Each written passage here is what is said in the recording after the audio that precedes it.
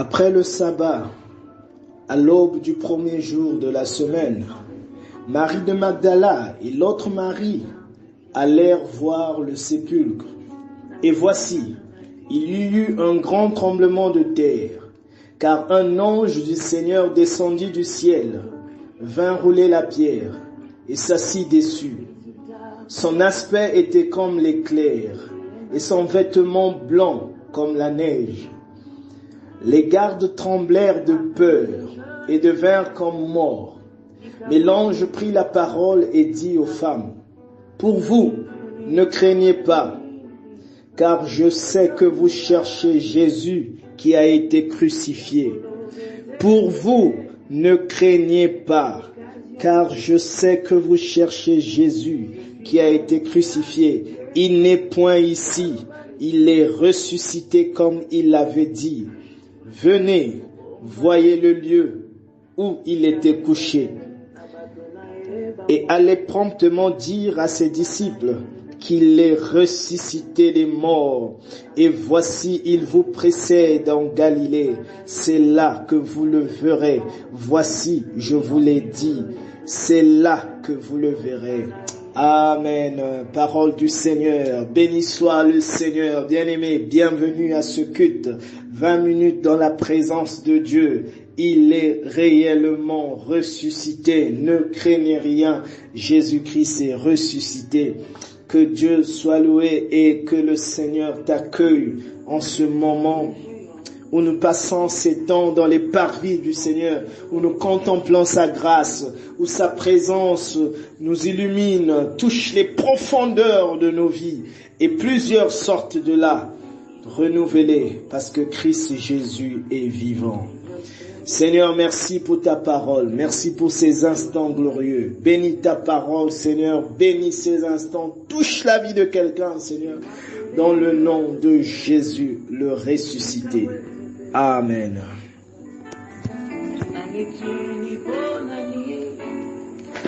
Prends ta Bible, bien-aimé. Alléluia. Exode chapitre 14. Exode chapitre 14, du verset 1 au verset 5. Exode chapitre 14, du verset 1 au verset 5. Toza en mode bombana, cache-toi, cache-toi bien-aimé, cache-toi. Jézabel te cherche, cache-toi, bombana. Amen. Exode chapitre 14, verset 1 à 5. Cache-toi, bombana, en prière. Lisons au nom du Seigneur. L'Éternel parla à Moïse et dit, « Parle aux enfants d'Israël, qu'ils se détournent et qu'ils campent devant Pi-Hahiroth, entre Migdol et la mer, vis-à-vis de Baal-Tséphor. C'est en face de ce lieu que vous camperez près de la mer. Pharaon dira des enfants d'Israël, ils sont égarés dans le pays, le désert les enferme. J'endurcirai le cœur de Pharaon et il les poursuivra. Mais Pharaon et toute son armée serviront à faire éclater ma gloire. Et les Égyptiens sauront que je suis l'Éternel. Et les enfants d'Israël firent ainsi. On annonça au roi d'Égypte que le peuple avait pris la fuite. Alors le cœur de Pharaon et celui de ses serviteurs furent changés à l'égard du peuple. Ils dirent, qu'avons-nous fait en laissant partir Israël, dont nous n'aurons plus les services? Parole du Seigneur. Amen. Bien-aimés, ce soir je veux parler d'un peuple. Un peuple qui a connu la grâce de Dieu. Un peuple qui a grandi à l'école du Seigneur, à l'école de Dieu. Un peuple que Dieu a pris de loin. Un peuple que Dieu a ramassé dans la boue. Un peuple qui a une histoire qui est porteur des grâces de Dieu. Un peuple que Dieu a choisi. C'est Israël, un peuple missionnaire. Israël, un peuple missionnaire. Israël qui est dans le cœur de Dieu. et Israël qui fait la joie du Seigneur. Dieu a choisi Israël, bien-aimé. Il y a une phase où Israël s'est retrouvé en Égypte. Si nous remontons l'histoire avec Joseph et Jacob qui vient donc en Égypte avec ses enfants, parce que Joseph était là, et Joseph qui propose à son père de vivre en Égypte. Les années sont passées, les enfants de leurs enfants sont nés, Israël est devenu un peuple, Israël a grandi, et Israël est devenu aliéné par les Égyptiens. Israël est devenu un peuple esclave. Ils ont vécu l'esclavage en Égypte. Alors, bien aimé, il y a eu 400 ans d'esclavage, Israël a peiné. Le Dieu des pères ne parlait plus. Le Dieu des pères n'était plus là. Tout était que promesse. Tout se limitait dans la promesse qu'il y aura un jour où il y aura la délivrance. Le jour de la délivrance. Bien aimé, les pères ont attendu, les enfants ont attendu. Tous, de génération en génération, ils ont attendu. La génération actuelle dira à la génération suivante, attendez, il y a Dieu qui a promis ceci dans notre vie. Mais chaque génération n'a pas vu la réalisation de la promesse. Bien-aimés, il en est de même pour ceux parfois qui sont porteurs de grâce. Souvent, ce sont nos enfants qui reçoivent ces grâces-là. Ce que Dieu a dit qu'il fera dans ta vie. Parfois, ce sont tes enfants qui bénéficieront de ça ou tes petits-fils. Voilà pourquoi il faut prier pour sa progéniture. Si tu n'as pas encore d'enfants, prie pour tes enfants, prie pour ta progéniture. Demande la bénédiction sur eux. Alors Israël a attendu, ils ont fait 400 ans et après le temps de Dieu est arrivé. Le temps de Dieu arrive au bon moment. C'était le temps de Dieu maintenant. Israël devait sortir donc de l'esclavage et Dieu a choisi un homme, Moïse, pour conduire le peuple. La Bible dit au verset 1, l'Éternel parla à Moïse et dit, parle aux enfants d'Israël qu'ils se détournent et qu'ils campent devant Pi-Hahiroth, entre Migdol et la mer, vis-à-vis de Baal-Tséor, Zéphon, et c'est en face de ce lieu que vous camperez près de la mer. Bien-aimé, Dieu a donné lui-même l'indication. Quand Dieu trace un plan pour toi, il donne l'indication, il donne l'itinéraire, il donne la méthode et la stratégie. C'est Dieu qui trace le plan, bien-aimé.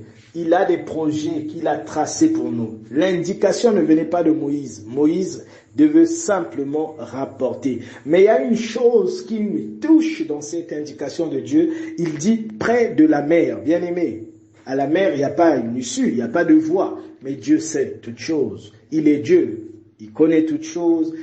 Il est Dieu. Il est souverain. Dieu est souverain. Quand Dieu parle, on accepte, on croit. Il est Dieu.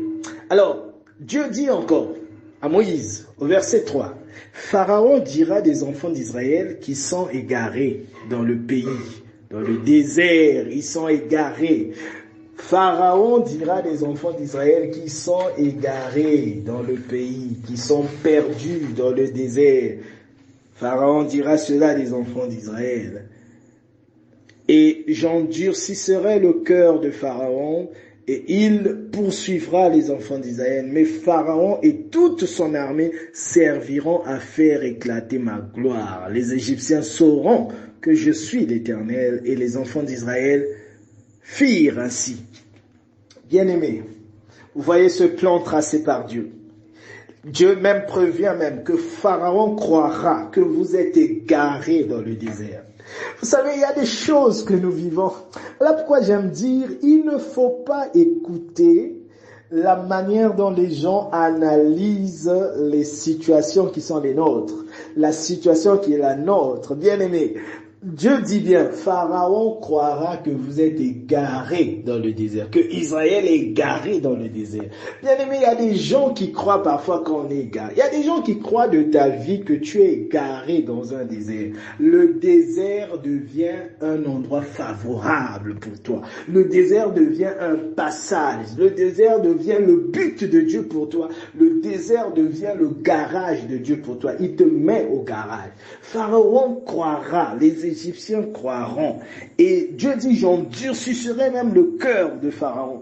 Dieu va endurcir. Il y a quelqu'un qui vit un problème, parfois son patron endurci, son patron est dur, au boulot c'est dur, il se passe des choses. Donc Dieu dit, j'endurcirai le cœur de Pharaon et de son armée, et tous se serviront à faire éclater ma gloire. Tous serviront à faire éclater ma gloire. Et les Égyptiens sauront que je suis l'Éternel. Les Égyptiens sauront que je suis l'Éternel. Bien-aimé, tout est plan de Dieu. Tout est plan de Dieu. Et c'est pour faire éclater la gloire de Dieu. Alors, quand tu es dans le viseur de Dieu, bien-aimé, il trace un plan et toi, tu sauras, tu dois savoir comment vivre. Parce que Dieu t'a déjà communiqué le rêve et la vision. Alors, on annonça, au verset 5, on annonça au roi d'Égypte que le peuple avait pris la fuite. Alors le cœur de Pharaon et celui de ses serviteurs furent changés à l'égard du peuple. Ils dirent, qu'avons-nous fait? Oh, quelle idiotie! Pourquoi nous les avons laissés partir? Bien-aimé, Pharaon a regretté. Pourquoi nous l'avons laissé partir? Il y a des pharaons dans notre vie. Ces pharaons qui nous veulent dans la soumission. Et parfois, Pharaon regrette pourquoi je l'ai laissé partir. Et le pharaon des pharaons, c'est le diable. Alors, l'Éternel, la Bible dit, l'Éternel endurcit le cœur de Pharaon, roi d'Égypte. Mais il y a une chose qui se passe. Pendant que les enfants d'Israël étaient sortis, bien aimé, la Bible mentionne que les enfants d'Israël avaient la main levée. Ils avaient la main levée. Donc, au milieu de cette circonstance, en route vers la mer, dans la sortie, les enfants d'Israël avaient la main levée. Ils avaient les mains levées. Bien-aimé, ton attitude déterminera la fin de ton combat. Ton attitude peut déterminer ta position dans le combat. Donc, ils avaient la main levée en signe d'adoration. Bien-aimé, quand tu es poursuivi, quand tu es menacé, adore. Demeure dans l'attitude de l'adoration. La main levée veut dire que Seigneur, c'est toi la référence. Seigneur, c'est toi que nous adorons. Seigneur, si nous perdons, toi, ton nom sera, on parlera de ton nom. Seigneur, c'est toi notre référence. Et Seigneur, la gloire demeure à toi. La gloire demeure pour toi. Bien-aimé, quand tu vis dans l'attitude de l'adoration, bien-aimé, la grâce de Dieu est sur toi, le regard de Dieu est sur toi. Ils avaient les mains levées et les Égyptiens les poursuivirent. Ils ont pris des chars, 600 chars, bien aimés, tout bien équipés pour poursuivre donc les enfants d'Israël jusqu'à la destination que Dieu avait indiquée. Ils sont partis jusqu'à, la Bible dit au verset 9, qu'ils allaient vers Pi-Haïrod. Et souvenez-vous qu'au verset 1, c'est l'indication que Dieu avait donnée. Bien-aimé, quand Dieu a donné une indication pour ta destinée, Satan ne peut pas cohabiter là, parce que ça a été dit de Dieu. Ça appartient à Dieu. Cette destinée-là, c'est Dieu qui te l'a donnée. Donc quand tu vois le diable rôder tout autour de ta destinée, de ton foyer, de ton mariage, de ta circonstance, bien-aimé, tu dois ordonner à Satan, quand Dieu avait déclaré la promesse, il n'y avait pas ton nom. Il n'y avait que moi et Dieu. Il n'y avait pas ton nom. Donc je te chasse dans ma vie. Tu n'as pas d'emprise sur ma vie. Je prêche à quelqu'un.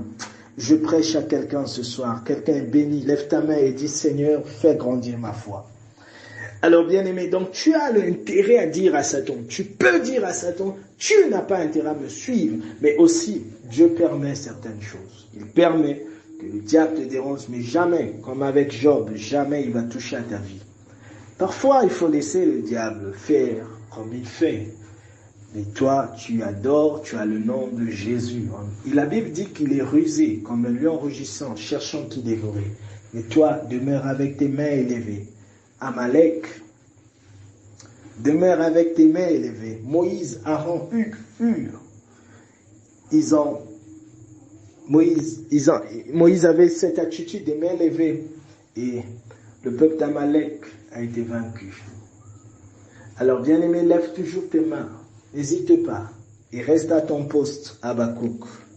Alors bien aimé, la Bible dit, Pharaon approchait, les enfants d'Israël levèrent les yeux, et voici, les Égyptiens étaient en marche derrière eux.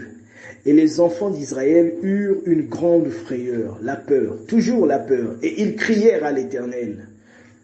Bien-aimé, il y a des choses que le Seigneur ne va pas permettre que tu voies avec tes yeux charnels. Sinon, la peur va t'inonder. Si seulement tu pouvais réaliser les combats visibles et invisibles, lesquels le Seigneur combat pour nous, bien-aimé, tu devais être étonné de ce Dieu-là. Et cela devait même te conduire à vivre dans une attitude de sainteté, de te donner en sacrifice à Dieu, de voir qu'est-ce que Dieu fait dans notre vie. Bien-aimé, est-ce que tu sais, enfant de Dieu, à cause de ta présence, même tes voisins sont protégés. À cause de l'identité d'enfant de Dieu que tu as, bien-aimé, les alentours sont protégés dans ta vie, dans ta maison, là où tu vis.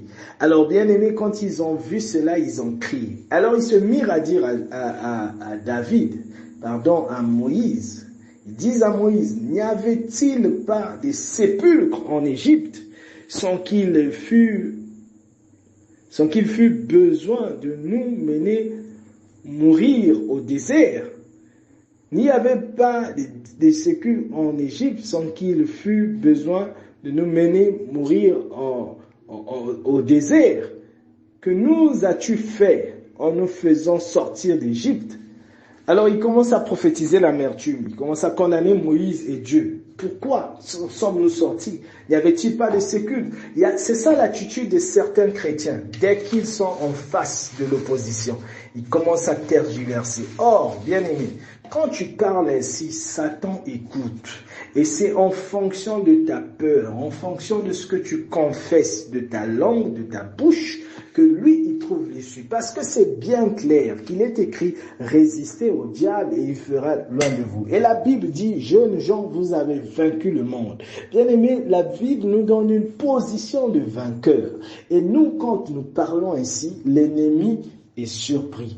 Voilà pourquoi, bien-aimé, fais attention avec ce que tu sors de ta bouche. La langue, la vie et la mort sont au pouvoir de la langue. Attention. Attention, comprends le plan de Dieu derrière chaque chose et comprends comment Dieu fait les choses. Il faut savoir lire les signes du temps. Je répète encore cette phrase. Lire les signes. Il y a des signes. Il faut savoir lire. Alors, les enfants d'Israël continuent à dire à Moïse, laisse-nous revivre, laisse-nous servir les Égyptiens, car nous aimons mieux servir les Égyptiens que de mourir au désert. Laisse-nous servir les Égyptiens. Non, bien-aimé, l'esclavage n'est pas ta destinée. L'esclavage n'est pas ta vie. Toi, tu as une vie de liberté. Pourquoi en face d'un problème, tu dois toujours faire rétrospection dans le passé? Il y a des gens comme ça. Quand ils ont un problème, là, ils déclenchent maintenant tout ce qu'ils ont vécu dans le passé. Non, bien-aimé. Tu ne repartiras pas en Égypte. L'Égypte, c'est cette maison dans laquelle tu étais, le foyer où tu étais qui t'a fait pleurer. L'Égypte, c'est la circonstance que tu as vécue des années qui t'a enfermé. Bien-aimé, tu ne repartiras pas en Égypte. Alors, Moïse répondit au peuple, ne craignez rien, restez en place et regardez la délivrance que l'Éternel va nous accorder en ce jour. Car les Égyptiens que vous voyez aujourd'hui, vous ne les verrez plus jamais. L'Éternel combattra pour vous et vous garderez silence. L'Éternel dit à Moïse, pourquoi ces cris? Parle aux enfants d'Israël et qu'ils marchent. Bien-aimés, le Seigneur a répondu, ne craignez rien, restez en place. Regardez la délivrance que l'Éternel va vous accorder aujourd'hui. Bien-aimés, il y a des fois, le diable entre dans le plan de notre bénédiction. Vous voyez, les enfants d'Israël sont sortis d'Égypte, c'est la joie, c'est la bénédiction. Mais Satan te poursuit jusqu'à dans le plan de ta bénédiction. Il y a des fois, il y a des situations qui sont le noir dans le noir. Donc Dieu a tracé un plan de bénédiction, mais l'ennemi te poursuit jusqu'à dans le plan de ta bénédiction. Ça arrive. Et Dieu a forgé plusieurs comme ça. C'est ça la marche avec le Seigneur. Alors, bien-aimé, l'Éternel dit à Moïse, pourquoi s'écrit, parle aux enfants d'Israël qu'ils marchent. Toi, lève ta verge et tends ta main sur la mer et fonds-la. Et moi, je vais endurcir le cœur des Égyptiens pour qu'ils y entrent après eux. Et Pharaon et toute son armée, ses chars, ses cavaliers feront éclater ma gloire. Bien-aimé, le plan de Dieu n'a pas changé. Ce qui compte, c'est le plan de Dieu, ce que Dieu a dit. Pharaon et toute son armée feront éclater ma gloire. Bien-aimé, tant que j'ai le Seigneur, quel que soit ce que l'ennemi peut faire, moi je sais que Dieu a un plan avec Gerdy. Je sais que Dieu a un plan avec moi. Je me souviens une fois, je suis parti au Bénin dans mes aventures missionnaires. Je vais au Bénin et ce jour-là, c'était la fête du vaudou. Donc un matin, je me réveille, je dis, bon, je vais aller faire des 100 pas et puis je vais profiter d'acheter quelque chose. Et quand je sors, c'était la fête nationale du vaudou. Moi, ne sachant pas, je voyais des gens danser et tout ça, ben, je me dis que je passe. Et quand j'arrive, au fond, il y avait un homme, un féticheur vaudou. Lui, quand il arrive, il a une chicotte. Et quand il arrive devant toi, il doit faire des incantations et toi, tu dois répondre en langue et tu dois donner de l'argent. Alors, tous savaient que c'est le rituel qui se passe comme ça. Et moi, quand je viens, et je ne me rendais pas compte que le monsieur venait vers moi.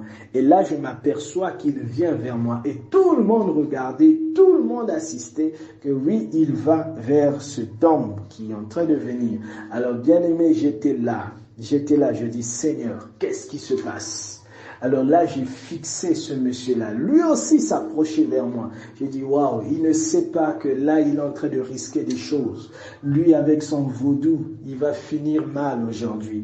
Bien aimé, la peur a failli m'envahir. Mais j'ai écouté un chant qui se chante en langue chez nous. Ça dit, Genankunzi, Wukunzolanga, Wukunzolanga, Wukunzolanga. Ewe na yami muntangu zazo lumbuka lumbu munjila yayo zolanga kebanga nsadi sangampe alléluia kundiami. C'est-à-dire que j'ai un ami qui m'aime et il est avec moi tous les jours sur tous les chemins. Il est avec moi, il m'aime, il m'aide et alléluia à mon ami Jésus. Alors, bien-aimé, pendant que j'étais là, j'ai courbé la tête, j'ai chanté au profond de moi ce chant et j'ai vu une voiture. Je ne sais pas d'où elle venait. Cette voiture est venue dans la même avenue et cette voiture a mis donc séparation entre ce féticheur et moi. Et moi, j'avais l'occasion de suivre les pas de cette voiture, de suivre les traces de la voiture, le rythme de la voiture. Et au fur et à mesure, le monsieur féticheur m'a perdu de vue. Bien aimé, Dieu m'avait aveuglé. Et la gloire de Dieu est au contrôle parce que j'étais préservé pour une mission, préservé pour la gloire, préservé pour des grandes choses. Et Dieu savait que ce temps-là, mon enfant est en mission. Le diable n'a pas de place pour l'éteindre. Alors, bien aimé, c'est moi qui avais plutôt pitié de ce féticheur. Je me suis dit, waouh. Et s'il savait qu'il touchait à moine Nkosi, donc un enfant du lion, le lion des lions, le lion de la tribu de Juda, nous sommes des petits lions. S'il savait qu'il touchait à quelqu'un qui est préservé pour la gloire de Dieu. Ah, bien aimé, tu es préservé pour la gloire de Dieu. Je me souviens encore une fois, j'ai été attaqué mystiquement dans ma maison. Et c'est quelqu'un qui vient me dire, pasteur, est-ce que cette nuit tu as senti quelque chose? Je dis non. J'ai bien dormi, d'ailleurs, j'ai très bien dormi. Mais dit, mais dans le monde des eaux, nous étions réunis et on a dit qu'il faut aller tuer le pasteur Gerdy parce qu'il nous dérange. Il faudra aller tuer ce pasteur. Je dis, ah bon? Alors j'ai dit à cette personne, raconte-moi d'abord. Mais et lui me dit, pasteur, quand ils sont venus, ces gens-là, quand ils sont venus, ils ont trouvé qu'il n'y avait que de l'eau. La maison était fermée, il n'y avait que de l'eau. Donc ta maison était sous l'eau, inondée. et ils n'ont pas pu. Et tu n'étais pas là. Et ils sont venus, ils ont redit dans leur réunion, il a la chance qu'il n'était pas là. Ils ont multiplié les tours durant 3 jours et tu n'étais pas là.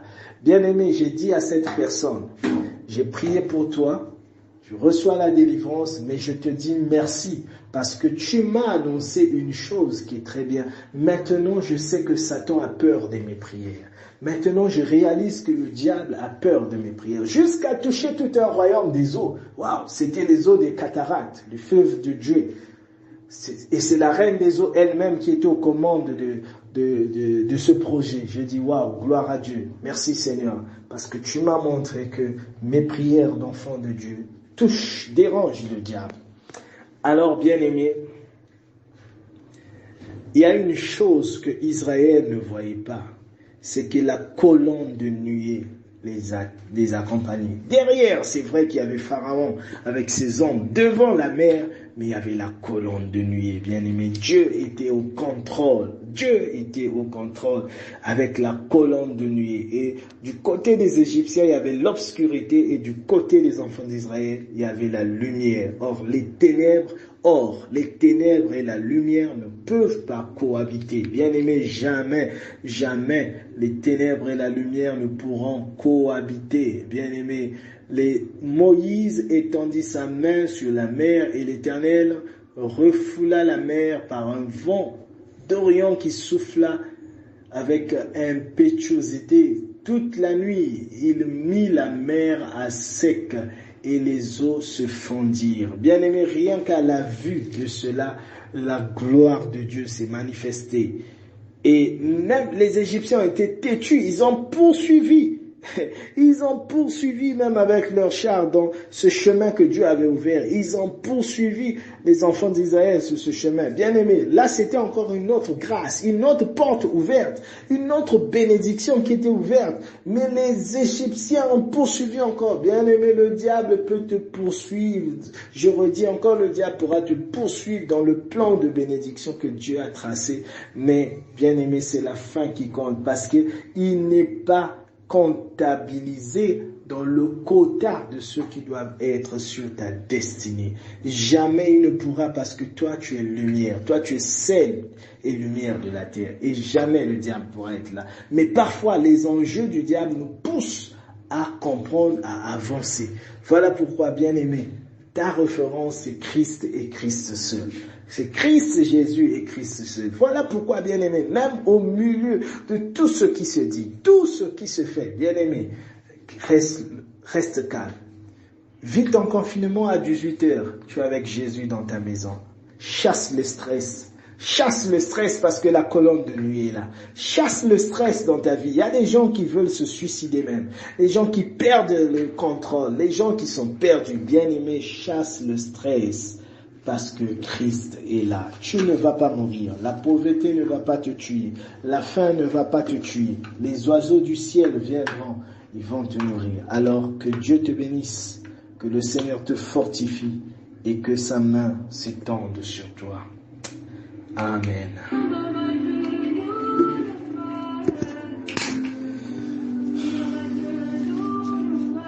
Maintenant, tu vas être disposé à prier.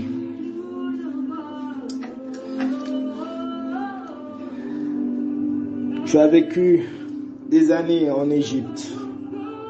Le Pharaon et ses serviteurs t'ont tourmenté. Tu gardes des mauvais souvenirs de la vie d'Égypte. Tu as vécu des poisons en Égypte, bien-aimé. Sous les coups de fouet, dans la vie d'Égypte. Tu as encore ces souvenirs jusqu'aujourd'hui. Mais le Seigneur vient te révéler qu'il avait fait tout cela pour sa gloire. Ne regrette pas ce passé. C'était pour sa gloire.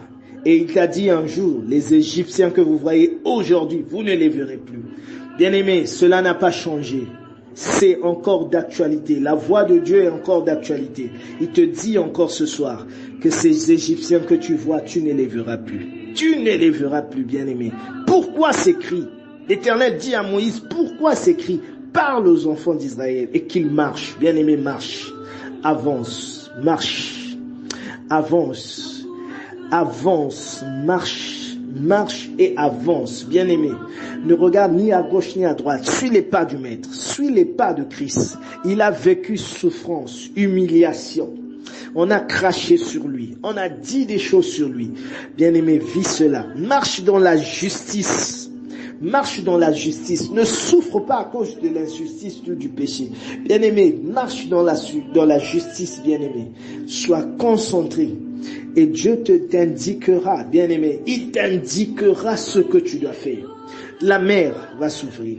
La colonne de nuée est là. La gloire de Dieu va éclater. La gloire de Dieu éclatera, bien-aimé. Les pharaons vont te poursuivre. Les Égyptiens vont te poursuivre. Mais souviens-toi, il y a eu des plaies, les 7 plaies que les pharaons connaissent déjà. Ils connaissent la grandeur de ton Dieu. Maintenant, je prie que la main de Dieu s'étende sur toi, au nom de Jésus.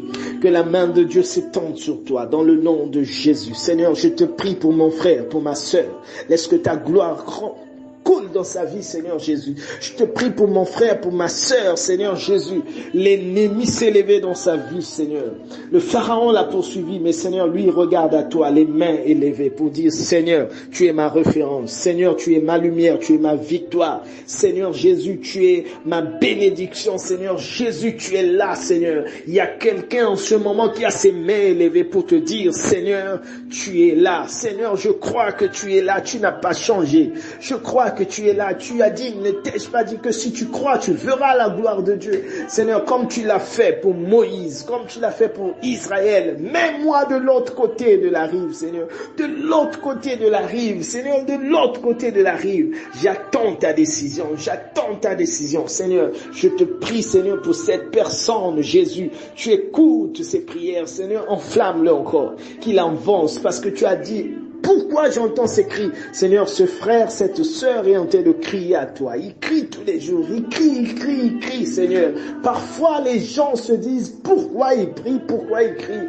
Mais Seigneur, lui, sait pourquoi il crie. Parce que son espérance est vivante. Merci parce que tu es là. Jésus, merci parce que tu es là. Merci parce que tu refais les fondations, les fondements, Seigneur, qui ont été brisés. Les fondements qui ont été brisés, qui n'ont plus de forme, Seigneur. Tu redonnes la forme. Tu refais les fondations. Merci Seigneur Jésus, parce que comme Néhémie, Seigneur, tu l'envoies pour une mission. Tu l'envoies plus loin, Seigneur, pour reconstruire les murailles de Jérusalem. Merci Seigneur. Merci Seigneur Jésus. Ce soir, il y a une Séphora, Seigneur. Une Séphora qui est visionnaire, Seigneur Jésus. Qui prie, qui est connectée avec le ciel de Dieu en ce moment. Ce soir, Seigneur Jésus. Ce soir, il y a un Bartimée qui est connecté avec le ciel, Seigneur, qui crie à toi, il t'appelle dans ta grandeur. Jésus, fils de Nazareth, fils de David, aie pitié de moi. Seigneur, ce soir, Jésus. Ce soir, Seigneur Jésus-Christ. Oui, ce soir, Seigneur Jésus-Christ, il y a un Habakkuk, Seigneur, qui te recherche, qui te recherche. Oh, Seigneur Jésus, ce soir, Seigneur. Il y a un Paul qui t'a rencontré, Seigneur, sur le chemin. Qui t'a rencontré, Seigneur, et cette rencontre est une référence. Tu as dit à Paul, Saul, pourquoi me persécutes-tu? Il t'a demandé qui es-tu? Et tu lui as dit, je suis Jésus. Seigneur, tu as donné une mission à Saul. Ce sont les nations. Tu iras partout. Tu parleras de ce témoignage, de ce Dieu que tu as rencontré. Seigneur, merci. Parce que Paul a manifesté partout au monde qu'il y a un Dieu qui a façonné, qui a changé le cours de son histoire. Même devant les tribunaux, devant les géants, Paul ne s'est pas gêné. Sous les coups, sous les fouets qu'il a reçus, il a toujours parlé de toi. Seigneur, tu le fais pour quelqu'un ce soir, parce que tu sais d'où tu l'as prise. À cause de ton amour, au nom de Jésus. Au nom de Jésus, au nom de Jésus, au nom de Jésus. Amen. Que Dieu te bénisse, bien-aimé. Que Dieu bénisse ta vie, qu'il bénisse ta maison. Accroche-toi au Seigneur et donne ta vie, toute ta vie à Jésus. Amen.